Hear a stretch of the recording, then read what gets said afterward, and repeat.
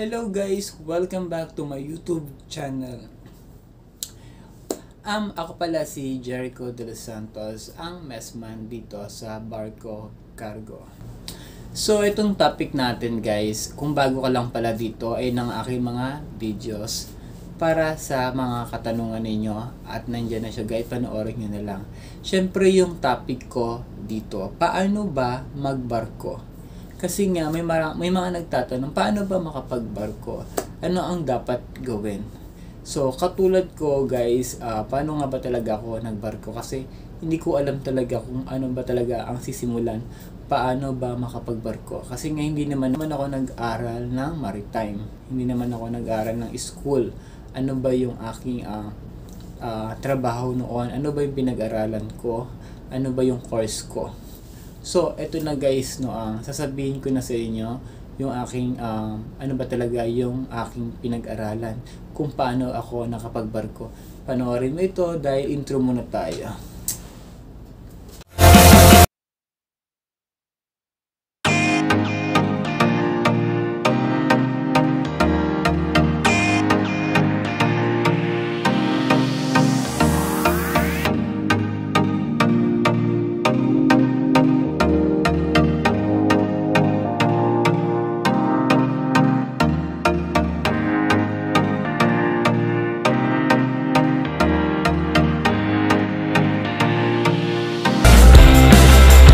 At syempre nagbabalik nga ulit ako ngayon dahil alam ko marami kang gustong malaman.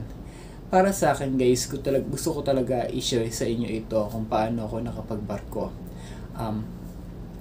First 2015, iba-iba talaga yung aking experience. Galing akong pabrika, naging production worker po ako sa ating sa pabrika. So iba't iba yung aking pinasukan. After nun, nagugas ako sa pabrika ng mga plato. Tapos, after nun, nag-construction ako.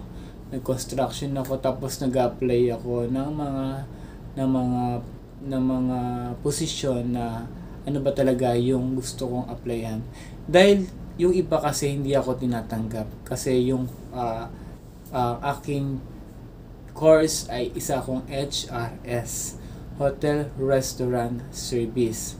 So, ang ginawa ko talaga guys, kung paano ako nakapag-experience bago ako nakapag-apply ng barko. Nag-apply ako ng mga hotel.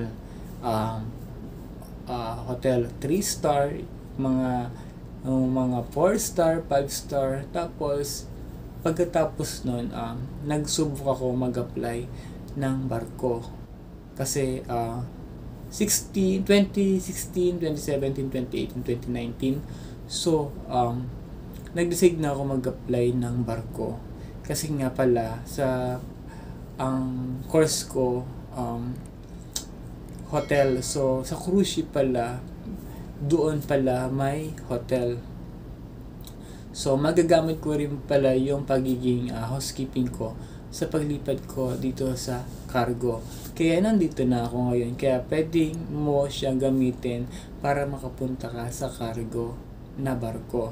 Kasi sa passenger, although doon talaga ay mapopromote ka bilang kabinista.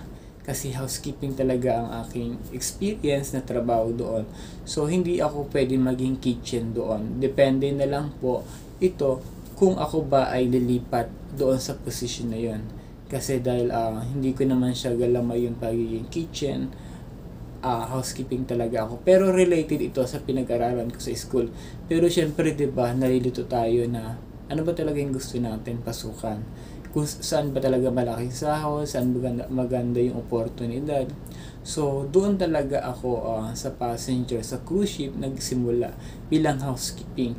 Nagkataon lang talaga pandemic. So, nalipat po ako dito. Kaya, paano ba talaga makapagbarko? Yung ginamit ko talaga, yung aking experience dito para makalipat ako. So, ngayon, nagagamit ko pa rin naman siya dito sa aking trabaho bilang isang messman. Naglilinis, nag-assistant, tapos, syempre, nag-aayos ng store, nag-serve ako ng pagkain. So, all around din ako. Saka okay naman para sa akin yung kita. So, para sa akin, masaya na talaga ako na nandito ako, guys. So, kung gusto mo talaga magbarko, simulan mo talaga sa maliit na posisyon.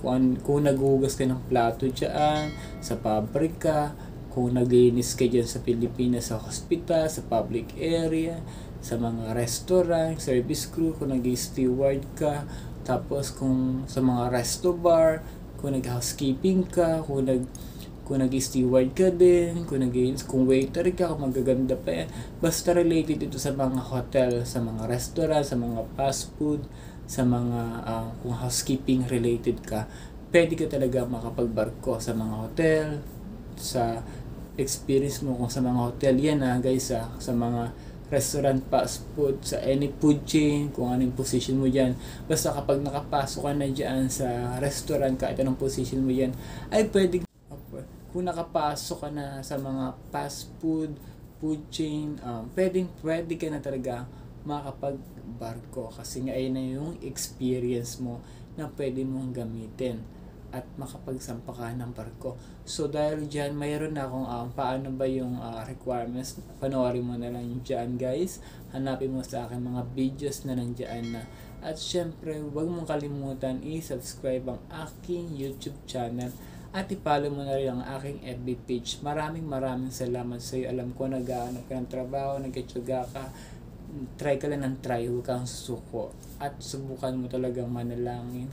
At syempre, huwag kang bibitaw sa mga pag-apply mo. Kahit gaano kahirap yan, kahit gaano pakainit yan, umulan man yan, basta maaga ka mag-apply, sasampa ka. Tsaga-tsaga lang. Ako nga, 3 years akong natanggap bago ako nakarating dito. Maraming salamat, guys, kasi nga nanood ka dito sa aking vlog at dito sa aking paggawa ng mga tips of idea. Alam ko tumututo ka ngayon, kaya hanggang dito na lang aking tips at subaybayan mo na lang ang aking videos. Syempre, subscribe na ito para ma-notify kita. Maraming salamat. Thanks.